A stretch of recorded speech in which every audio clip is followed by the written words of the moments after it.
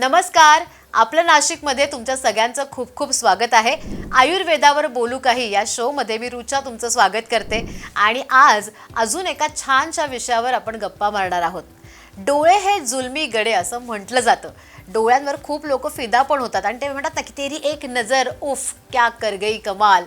पण ही नजरच आजकाल कमजोर व्हायला लागली आणि हाच टॉपिक घेऊन आज आपण गप्पा मारणार आहोत. आपल्याला मार्गदर्शन करण्यासाठी आपल्या स्टुडिओमध्ये आहे वैद्य विक्रांत जाधव सर. नमस्कार सर. नेहमीप्रमाणे आजही मी तुम्हाला त्रास देणार आहे आणि खूप सारे तुमच्याकडनं रहस्य जाणून घेणार आहे. सो जसं मी सुरुवात केली होती की डोळे हे जुलमी गडे आणि तेरी नजर कातील बितील, पण आजकाल ही नजर इतकी कमजोर झाली की कोणाला काय ती कातील करणार, ती स्वतःच कातील होऊन बसलेली आहे. सो आजचा विषय आहे आपले डोळे. सो मला एक सांगा की आजकाल खूप कमी वयात चष्मा लागतो, नजर कमजोर होते आणि चष्मे लागण्याचं प्रमाण तर लहान मुलांपासून वाढलं आहे. सो आम्ही आमच्या नजरेसाठी डोळ्यांसाठी काय करू शकतो आयुर्वेदाच्या मदतीने? डोळ्यांसाठी परत एकदा आपण संस्कारांकडे जाऊ. आपल्याकडे पहिल्या संस्कारांपासून डोळ्यांमध्ये काजळ घालण्याची प्रथा आहे. म्हणजे ते काजळीने काजळ करणं, आणि आज मला असं वाटतं ती काजळ कालबाह्य होऊच शकत नाही, पण कालबाह्य झाली असावी, कारण आज काजळ घालणारे कमी आहेत. पण ज्या वेळेला तुम्हाला काजळ घालणारे दिसतील त्या वेळेला तुमची नजर त्यांच्यापर्यंत जाणारच. पण आजकाल त्याच्यामध्ये खूप भेसळ आहे ना काजळामध्ये. काजळीमध्ये भेसळ ऑब्व्हियसली, म्हणजे आज काजळ म्हटलं की त्याच्यामध्ये म्हणजे एखाद्यामध्ये भेसळ कुठच्या ह्याच्यामध्ये हे बोलणं आज कठीण आहे. पण काजळ करणारे पण आहेत ना, जी काजळी येते ते करणारे पण आहेत. आज काय झालं आहे, त्या काजळी येते त्या करणाऱ्यांना डिमांड कमी झाली आहे, म्हणून ते लोक आपल्याला माहीत नाही आहेत, म्हणून आपण रेडीमेड बघायला लागलो काजळ. पण ह्या काजळ म्हणजे हे मी संस्कारांचं बोलतो आहे. म्हणजे तुमच्या डोळ्याचे संस्कार हे बालपणापासून तो पहिल्या संस्कारामध्ये येतं. ज्यावेळेला आपण लहान असतो त्यावेळेला आपल्याला डेकोरेट करण्यासाठी काय काय करायचं, म्हणजे ज्यावेळेला ती दाई आपल्याला आंघोळ घालते त्याच्यामध्ये काजळ घालणं ही त्यामध्ये प्रथा. आता या काजळीमध्ये काय काय आहे लक्षात घ्या. आयुर्वेदाप्रमाणे डोळे हा कफाचा अवयव आहे. हा सगळ्यात पहिल्यांदा लक्षात घ्या. म्हणजे कफाचा अवयवाला डॅमेज कोण करणार आहे, तर कफ वाढवणारे लोक. म्हणजे तो डॅमेज म्हणजे थंड पाणी, काय काय लोक म्हणतात थंड पाण्याने डोळ्याची शक्ती कमी होते. हां, म्हणजे असं आयुर्वेद मानतं, बरोबर आहे. मग त्याच्यामध्ये मग ह्या थंड पाण्याचे किंवा आपल्या नेत्रिय म्हणजे नेत्राला बल देणारे अशा कुठच्या गोष्टी आहेत त्याच्यामध्ये घ्यायच्या. तेव्हा सगळ्यात पहिली गोष्ट ज्याचा आवर्जून उल्लेख मला करावा असं वाटतो पटकन, तो म्हणजे आज कारण फॅशन आली आहे ना की भात बंद करा, कार्ब्स आहेत वगैरे वगैरे, तर तांदूळ हा सगळ्यात चांगला पदार्थ डोळ्यांसाठी. तांदूळ, भात हा सगळ्यात चांगला पदार्थ. साधं आहे, मी सगळ्यांना सांगतो. विचार करा, आपल्याकडे तांदूळ हा अक्षता म्हणून आहे ना, अक्षत म्हणजे विचार करा, त्याला अक्षता हे नाव ठेवलेलं आहे. अक्षत म्हणजे कशापासून, साध्या तुमच्या बारशापासून किंवा आपण 12व्या दिवशी हे म्हणतो तिथपासून ते लग्नापर्यंत आहे ना, सगळीकडे. मग तांदळाच्या ऐवजी नाही तर गहू दिला असताना, म्हणजे हा तुमच्या समोर दिलेला आहे धर्मशास्त्रकाराने की तांदूळ काय करायचा. पुन्हा एकदा बघा की तांदूळ ज्या ठिकाणी खाल्ला जातो, मोठ्या प्रमाणात खाल्ला जातो. मला असं वाटतं की अर्ध जग खातो. अर्ध्या जगाचं स्टेपल राईस तांदूळ आहे, भात. हा, भाताचे प्रकार वेगवेगळे असतील आणि आपल्याकडे आपण शोधून काढला ब्लॅक राईस वगैरे वगैरे, पण त्याच्यापेक्षाही तांदूळ हा सगळ्यात चांगला. म्हणजे तुम्हाला काय कशामुळे काय वाटतं, तर सगळ्यात चांगलं आपल्याकडे एक दिनचर्यामध्ये आणि ऋतुचर्यामध्ये जे दिलेलं आहे डोळ्यांसाठी. तुम्हाला माहिती आहे का, आज डोळ्यांमधला पिवळेपणा तुम्ही बघताय का, किती लोकांचा वाढला आहे. आणि शुभ्र डोळे फार कमी लोकांचे दिसतात. शुभ्र म्हणजे ज्या डोळ्यात तुम्हाला खरंच बघावंसं वाटतं असे डोळे. ते हे करण्यासाठी तुम्हाला काय करायला पाहिजे, प्रयत्न तर करायलाच पाहिजे. मग त्याच्यामध्ये आम्ल, लवण, अति कडू हे पदार्थ तुम्ही कमी करायला पाहिजे तुमच्या आहारातले, आणि त्याच्या विरुद्ध आहारातले वाढवले पाहिजे. आणि त्याच्यापेक्षा सगळ्यात चांगलं सांगतो ते म्हणजे मध. आपल्याकडे दिनचर्येमध्ये सांगितलं की सकाळी उठल्यावर मध घ्यावं. हे कशासाठी, कफ कमी करण्यासाठी, ते तर झालं, पण डोळ्यांसाठी मध सांगितलं आहे. एवढंच खाण्यासाठी नाही, तर मध डोळ्यात टाकायला पण लावलेलं आहे. म्हणजे मधाने फ्रॅक्चर ऑफ सेकंड तुम्हाला खूप मोठ्या प्रमाणात जळजळ होईल, पण त्याच्यानंतर जे पाणी येईल, आणि तुम्ही हे 15 दिवस करून बघा आणि मग आम्हाला सांगा की आयुर्वेद शास्त्राने जे सांगितलेलं आहे, डोळ्यातली लाली आणायची कशी, डोळ्यातला पांढरेपणा आणायचा कसा. आणि आत्ताच मगाशी रुचाने पहिला शब्द वापरला, डोळे हे जुलमी गडे. म्हणजे तुमचे जुलमी गडे कसे करायचे याचं सगळं त्याच्यात दडलेलं आहे. हे आपण करत नाही ना. डोळ्याला त्रास कशाने होतो लक्षात घ्या. तुम्ही खूप आपण ॲडव्हर्टाईज आणि पाश्चात्य लोकांचं पण बघितलेलं आहे. तर डोळ्यांवरती काकडी टाकताना बघितली आहे ना. हां, काकडी. आता डोळ्यांवरती काकडी हा पदार्थ कोणी काढला माहीत नाही. मग मुळात म्हणजे काकडी ही कफवर्धक आहे. काकडी ही थंड आहे. म्हणजे डोळ्याचं कफाचं हे असेल तर डोळ्याला गारवा पण नको. पण काकडी चालते कारण तो नैसर्गिक गारवा आहे तिचा. हा स्पर्शाने आहे ती. म्हणजे अंतर्भूत ज्या वेळेला तुम्ही काकडी खाता त्यावेळेला 100% कफ वाढणारच आहे. काकडी कफ वाढवतेच. पण त्याच्याबरोबर बाहेरून जेव्हा ठेवतात त्यावेळेला तुम्हाला गारवा देतो आणि शरीरातली उष्णता म्हणजे डोळ्यांकडे जी उष्णता आहे ना ती शोषली जाते. तर त्यामुळे या पद्धतीचे वापर आपण करायला पाहिजे. छोट्या छोट्या गोष्टी आहेत पण आपण का बरं धर्मशास्त्रापासून या छोट्या गोष्टीपासून लांब जायला लागलो. आणि हे कुठून सुरुवात झाली, जिथून सुरुवात झाली ती आहे कारण आपल्याला ह्या गोष्टी करायला नको आणि आपल्याला फास्ट फॉरवर्ड काहीतरी पाहिजे. आपल्याला ह्या करायला नको आहेत. आपल्या स्वतःसाठी मेहनत करायला पाहिजे. सौंदर्याला मेहनतच लागते. आणि डोळ्यांच्या बाबतीत आहे. आता समजा तुमचे नैसर्गिक डोळे कसे आहेत तो भाग वेगळा. पण एक लक्षात घ्या, काळेभोर डोळे आणि तुमच्या बाजूला असलेला पांढरटपणा हा सगळ्यात श्रेष्ठ आहे. हे तुम्हाला बाकीचे सगळ्यांचे आवडतील कदाचित कोणाचेही, पण याच्यामध्ये खूप मोठेपण आहे. आणि डोळ्यांचं कशासाठी, डोळे हे तुमच्या शरीराचं पिक्चर आहे. तुम्हाला माहिती आहे का, तुम्ही थकलात तर तुम्ही डोळे बघितलात का? तुम्ही जास्त वाचन केलं रात्रभर तर डोळे बघितले आहेत का? तुम्ही 2 पिक्चर लागोपाठ पाहिले तर तुम्ही तुमचे डोळे बघितले आहेत का? तुम्ही जास्त तिखट खाल्लेलं आहे, तिखट खाल्ल्यानंतर पहिलं पाणी कोण आणतं तर डोळेच. आणि त्यावेळेला डोळे रिफ्लेक्ट करतं आहे की काहीतरी होतं आहे. तर हा जो विषय आहे हा खूप महत्त्वाचा विषय आणि हा आपण स्वतःकडे दुर्लक्ष करतो आहे. म्हणून जर आपल्याला आपलं सौंदर्य टिकवायचं असेल सगळंच म्हणजे आपल्या सौंदर्याचं आपण जन्मताच तसे नाही आहोत पण जन्मताच जसं आहे तसंच्या तसं जर टिकवायचं असेल तर ऑब्व्हियसली तुम्हाला मेहनत करणं भाग आहे. आणि अनैसर्गिक काहीतरी घटक आपल्या शरीरात आणण्यापेक्षा नैसर्गिक घटकांचा वापर जर आपण केला तर तो आणखी आपल्याला फायदेशीर होईल. अशा असंख्य गोष्टी. आता मी सांगताना मी तुम्हाला एक हिंट दिलेली आहे की आपण ह्या अवयवाबद्दल विचार करा आणि जगाचा विचार करा. म्हणजे विश्वातल्या लोकांचे कुठच्या लोकांचे डोळे कसे आहेत आणि त्यांचा आहार बघा. मग तुम्हाला लक्षात येईल कुठच्या आहाराने काय होतं. पण सगळ्यात श्रेष्ठ मी नेहमीच म्हणतो सगळ्यात श्रेष्ठ आहार तो भारतीय आहार षड्रसात्मक आहार. क्या बात आहे, क्या बात आहे. षड्रसात्मक आहार सरांनी सांगितलेला आहे. पण एक पदार्थ आहे किंवा एक गोष्ट आहे जी सौंदर्य तुमचं कमी करते पण आय थिंक डोळ्याचं सौंदर्य वाढवण्यामध्ये तिचा हात असावा. कुठली ती गोष्ट आहे जाणून घ्यायचं असेल तर मग बघत राहा आपलं नाशिकवर. आयुर्वेदावर बोलू काही. आपण घेतो आहे एक छोटीशी विश्रांती.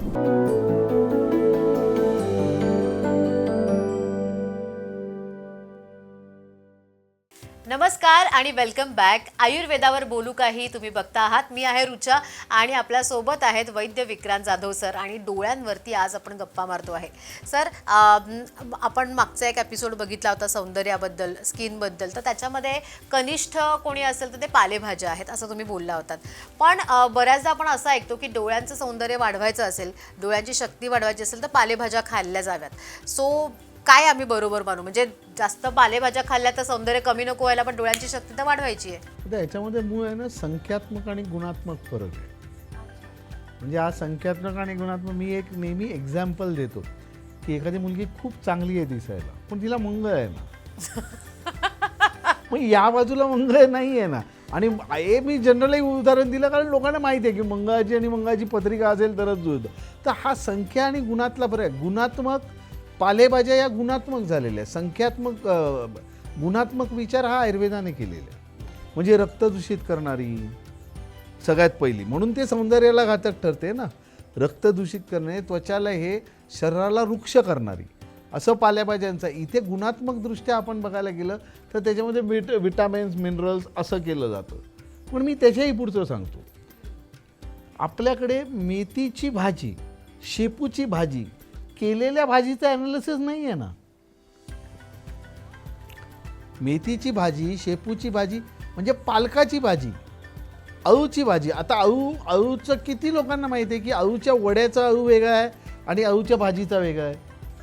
आपण घेताना कधी विचार केला का? म्हणजे म्हणजे हे आपण बोलताना आता हा खूप वेगळा विषय झाला, पण हे जे आहेत आता त्याच्या बरोबरीने ह्या पावसाळ्यात मिळणाऱ्या रानभाज्या, आपल्याकडे इथे या पावसाळ्यात मिळणाऱ्या रानभाज्यांमध्ये काही भाज्या आहेत की ज्या आपल्याला डोळ्यांना पण चांगल्या येतात, किंवा ह्या भाज्यांमध्ये तांदूळ जा, लाल माठ अशासारख्या भाज्या आहेत की ज्या रक्तप्रसादक आहेत, म्हणजे रक्ताचं प्रसाधन करणारे आहेत, रक्त वाढवणारे आहेत. तर या भाज्यांचा वापर आपल्याकडे पालेभाज्या म्हटलं की ब्रॉड विचार झाला तो eat leafy vegetables. What you mean by eat leafy vegetables? तसं नाही आहे ते. नॉन व्हेजिटेरियन म्हणजे कुठून कुठे आलं हो.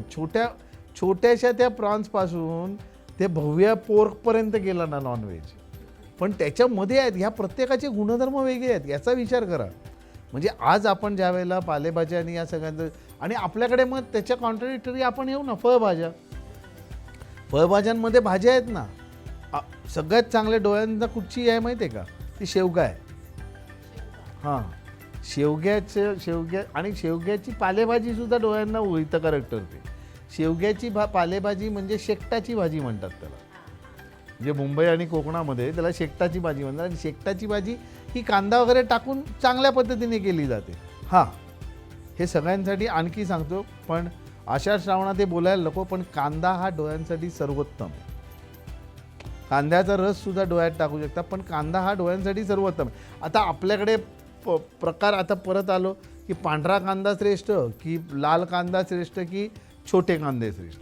पण एक सांगतो, पलांडू, त्याला पलांडू असं म्हटलं जातं, आणि पलांडू हा सर्वश्रेष्ठ आहे. किंबहुना पलांडूचा रस हा डोळ्याचा नंबर कमी करण्यासाठी वापरण्याची एक फॉर्म्युला आयुर्वेदामध्ये आहे. आणि त्याचं भारतातलीच एक चांगली हे आहे, बँगलोरची इन्स्टिट्यूट, की ज्याच्यामध्ये 300-400 पेशंटची रांग लागते डोळ्यांचं कमी करण्यासाठी, आणि ते बँगलोरमध्येच आहे.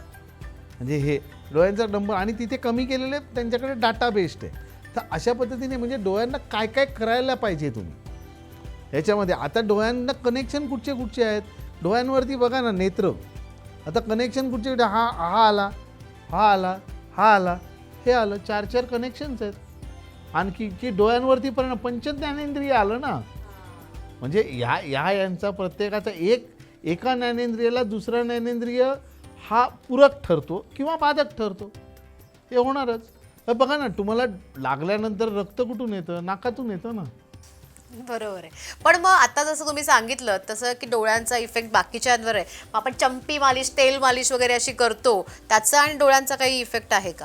आता तेलाचा वापर आपल्याकडे चांगला सांगितलेला आहे. म्हणजे आपल्याकडे जे नारळाचं तेल म्हणजे प्युअर कोकोनट ऑइल जे सांगितलं ते डोळ्यांसाठी चांगलंच आहे. डोळ्यांसाठी म्हणायचं झालं. पण चंपी मालिश हा जो प्रकार आहे ना, की ते हलवून बिलवून करणं, ते डोळ्यांना तर घातक ठरू शकतं, पण त्याच्यापेक्षाही घातक मणक्यांना ठरतं. आणि खूप लोकांचं जे झालेलं आहे. पण आपल्याकडे लक्षात घ्या, डोक्याला तेल लावणं, आपण टाळू भरणं माहिती आहे ना. आता टाळू भरणं हा संस्कार हा पंचज्ञानेंद्रियासाठी आहे. म्हणजे टाळू इथे आहे, पण त्या टाळूच्या माध्यमातून तुमच्या ज्ञानेंद्रियांना एक प्रकारचं औषध जावं, ज्ञानेंद्रियांचं पोषण व्हावं, या दृष्टीने टाळू भरणं आहे. म्हणजे कानाचं आहे, तुम्ही बघा ना, तुमच्या कानाला दडे बसायला लागले किंवा जोरात आवाज आला तर तुमचे डोळे बंद होतात. हे रिफ्लेक्शन आहे. कोणी डोळे उघडे ठेवून फक्त कान असं नाही दाखवू शकत, कुठचाही बघा. पण ते जेव्हा बंद करून तेव्हा डोळे उघडे, म्हणजे काय, हे पंचज्ञानेंद्रिय एकमेकांना पूरक आहेत ना. जोरात ओरडायचं असेल एखाद्याला, खूप जोरात, तुम्ही सिंगर्स बघा म्हणजे स्पेसिफिकली, तर तो डोळे बंदच करणार. म्हणजे त्यांनी दाखवलेलं आहे की एका ज्ञानेंद्रियाचं दुसऱ्या ज्ञानेंद्रिय हे आरोग्यदायक ठरतं. आणि त्याच्यामुळे डोळ्यांचा असा आहारच आहे. म्हणजे ज्या वेळेला आपण पलांडू म्हटलं, मध म्हटलं, हे झाले सोपे हे. पण आणखी डोळ्यांना घातक काय काय आहे, तर एक लक्षात घ्या, तुरट घातक आहे, अति तिखट घातक आहे, आणि अति आम्ल घातक आहे. अति आम्ल गुण खूप चांगला आहे. म्हणजे असं म्हटलं जातं आम्ल म्हणजे एखादा, आता बरोबर आहे, जानेवारी फेब्रुवारीमध्ये कैरी बघितल्यावर तोंडातून पाणी येतं, तर असं हा आम्ल. पण म्हणजे काय, की आम्लगुण असं प्रभावाने कार्य करतोय, म्हणजे त्याचं कुठे होईल. तर हा सगळा विचार आयुर्वेद शास्त्रकारांनी केला आहे. पण डोळ्यांचं आपल्याला चांगलं सौंदर्य टिकवण्यासाठी खूप छानपैकी आपल्याला डोळ्यांना जपणं आवश्यक आहे. कारण आज खरंच आहे की नेत्रदीपक यश मिळतं लोकांना, पण नेत्रदीपक सौंदर्य हे फार कमी होत चालले.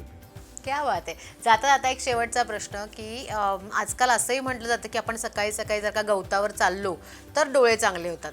सो तुम्ही हे आणि हे कनेक्शन सांगितलं डोळ्यांचं, पण आता पाय आणि डोळ्यांचं काय कनेक्शन? आपल्याकडे ती काशाच्या वाटीने हे करण्याची प्रथा आहे बघा. आजकाल सगळीकडे असते ते. सगळीकडे नाही, ही मूळ शास्त्रातली प्रथा आहे. म्हणजे आपल्या आजकाल ती कांस्य थाळी हां कास्य, पण कास्य मूळ पादाभ्यंग म्हणजे जे सांगितलेलं आहे तो आपला रात्री झोपताना तुमचा थकवा घालवण्यासाठी आहे. म्हणजे याचा अर्थ काय की त्याचा आणि मस्तिष्काचा संबंध आहे. त्याच्याही पुढचं एक संस्कारच आहे. पाया पडणं याचा मस्तिष्काचा संबंध आहे हे माहिती आहे का मला? म्हणूनच का बरं पाया पडतात? पण आदर, पण ते पाया असं का बरं पडतात? पाया असं का नाही घडू शकत? मग ते त्याच्यासाठी आहे. त्याचा मस्तिष्क म्हणजे पायाला स्पर्श केल्यानंतर त्या व्यक्तीच्या मस्तिष्कामध्ये एक विचार यावा आणि ते आशीर्वचन द्यावं, हे त्याच्या मागची संकल्पना आहे आणि स्पर्शाने काम करते. लक्षात घ्या, इथे परत स्पर्श आला आता.